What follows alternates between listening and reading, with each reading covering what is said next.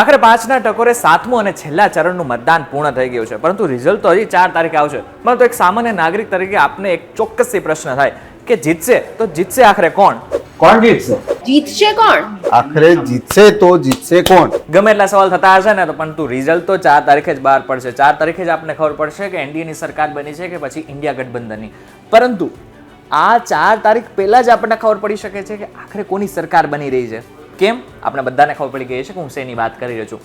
Exit પોલની. Exit પોલથી આપણને ખબર પડી શકે છે કે આખરે કોની સરકાર બની રહી છે. ત્યારે આપણે જાણીશું આજના વિડીયોમાં કે એક્ઝિટ પોલ આખરે હોય છે શું, કેવી રીતના કામ કરે છે, અને હા, આ વખતના આંકડા શું કહી રહ્યા છે, જાણીશું દરેક વાત વિગતવારથી.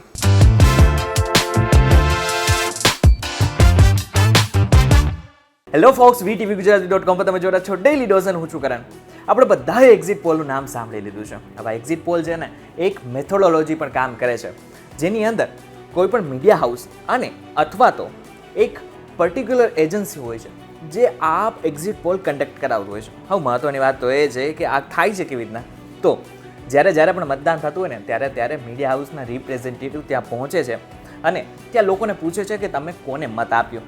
હવે જે પણ જવાબ આપે છે ને એનું પછી એનાલિસિસ થાય છે અને એને જ એક્ઝિટ પોલ કહેવામાં આવે છે. હવે અત્યાર સુધી એટલે કે 5 વાગ્યા પછી તમે ઘણા બધા આ એક્ઝિટ પોલ જોઈ નાખ્યા હશે અને તમને ખબર પણ પડી ગઈ હશે કે આખરે કોણ જીતી રહ્યું છે. તમને આંકડા ખબર પડી ગયા હશે, પરંતુ આના કોઈ નિયમ હોય છે, એટલે કે એક્ઝિટ પોલના કોઈ નિયમો હોય છે ખરા? તો હા, હોય છે. રિપ્રેઝન્ટેશન ઓફ પીપલ્સ એક્ટ 1951ના અનુસાર જ્યાં સુધી તમામ ફેઝની વોટિંગ પતે નહીં ત્યાં સુધી એક્ઝિટ પોલ ના બતાવી શકાય. એટલે કે મતદાન જ્યારે પૂરું થયું ને, એટલે કે આજની વાત કરવામાં ને તો 5 વાગે મતદાન પૂરું થઈ ગયું, પછી 5 વાગ્યાથી અડધો કલાક એટલે કે 5:30 વાગ્યા પછી જ કોઈ પણ મીડિયા એજન્સી આ એક્ઝિટ પોલ બહાર પાડી શકે છે. હવે એક વસ્તુ સમજી લેજો કે કોઈ પણ આનું ભંગ કરે છે ને, એટલે કે કોઈ વાત નથી માનતું અને જ્યારે પણ ચૂંટણી થતી હોય ને એની અંદર જ એક્ઝિટ પોલ બતાવી નાખે છે ને, તો એને 2 વર્ષની સજા અથવા દંડ અથવા બંને પણ થઈ શકે છે.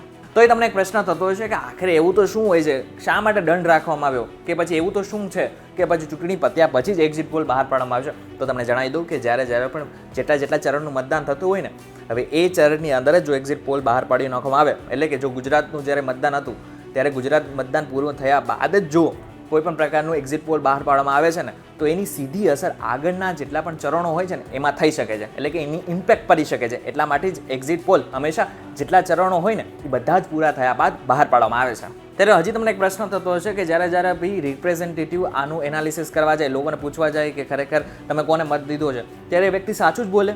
તો ના, એવું તો નથી હોતું કે એ વ્યક્તિ સાચું જ બોલતો હોય, પરંતુ નિષ્ણાંતોનું માને તો નિષ્ણાંતોનું એવું કહેવું છે કે જ્યારે પણ કોઈ વ્યક્તિ મતદાન દઈને પાછું ફરતો હોય ને ત્યારે એને પૂછવામાં આવે ને તો તરત જ એ વ્યક્તિ સાચું જ બોલતો હોય એવું ધારણા કરવામાં આવે છે.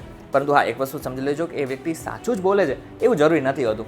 હવે જેટલો પણ ડેટા ભેગો થાય છે ને એ બધું ડેટાનું એનાલિસિસ થાય છે અને એનાલિસિસ થઈને જ આ એક્ઝિટ પોલ બનતો હોય છે. ઘણી બધી વખત એવું થાય છે કે આ એક્ઝિટ પોલ ખોટા પણ પડી શકે છે. જેમ કે 2004ની વાત કરવામાં આવે તો 2004ની લોકસભાની વખતે એક્ઝિટ પોલ બહાર પડ્યા હતા, જેમાં કહેવામાં આવ્યું હતું કે એનડીએની સરકાર બને છે, પરંતુ થયું ઉલટું, યુપીની સરકાર બની ગઈ. તો 2009ની વાત કરવામાં આવે તો 2009ના એક્ઝિટ પોલમાં પણ કંઈક આવું જ હતું, જેમાં કહેવામાં આવ્યું હતું કે એનડીએ અને યુપી વચ્ચે ખાસી એવી ટક્કર છે, પરંતુ થયું ઉલટું જ, યુપીની સરકાર બની અને એનડીએ હારી ગયું. હવે જો 2014 અને 2019ની વાત કરવામાં આવે ને તો 2014 અને 2019ના જે એક્ઝિટ પોલ છે ને એ તદ્દન સાચા નીકળ્યા હતા. એટલે કે 2014માં પણ કહેવામાં આવ્યું હતું કે એનડીએની સરકાર બનશે, જ્યારે 2019માં પણ કહેવામાં આવ્યું હતું કે એનડીએની સરકાર બને છે. હવે આ બંને જ એક્ઝિટ પોલ સાચા નીકળ્યા હતા. 1980માં સૌથી પહેલા ચાર્ટર્ડ એકાઉન્ટમાંથી પત્રકાર બનેલા પ્રણવ વોટર્સનો મૂડ જાણવા માટે ઓપિનિયન પોલ કર્યો હતો, જે મેગેઝિનમાં છપાયો પણ હતો. ત્યારે એક્ઝિટ પોલ શું છે, કેવી રીતના કન્ડક્ટ થાય છે અને એના જે રિઝલ્ટ હોય છે એ કેવા હોય છે એ આપણને ખબર પડી ગઈ. એક્ઝિટ પોલ એ રિઝલ્ટ તો નથી, પરંતુ તમને થોડો તો અંદાજ આવી જાય કે આખરે કોણ જીતી રહ્યું છે. ત્યારે આ વખતે તમને શું લાગી રહ્યું છે કે કોની સરકાર બનશે, એનડીએ કે પછી ઇન્ડિયા અલાયન્સની? એમને કોમેન્ટ કરીને ચોક્કસ કહેજો. વિડીયો પસંદ આવે તો વિડીયોને લાઈક અને શેર જરૂરથી કરજો તથા આવા જ ઇન્ફોર્મેટિવ વિડીયોઝ માટે VTVGujarati.com સાથે જોડાયેલા રહેજો. અને હા, એક મહત્વની વાત, તમારે અમારી વોટ્સઅપ ચેનલ સાથે જોડાવું હોય તો એની લિંક મેં ડિસ્ક્રિપ્શનમાં આપેલી છે, જ્યાંથી તમે ડાયરેક્ટ અમારી વોટ્સઅપ ચેનલ સાથે જોડાઈ શકશો. કારણ કે અમે વોટ્સઅપમાં તાજેતરના બધા જ અપડેટ આપતા રહેતા હોઈશું, જેથી તમને કોઈ પણ અપડેટ મિસ ના થાય.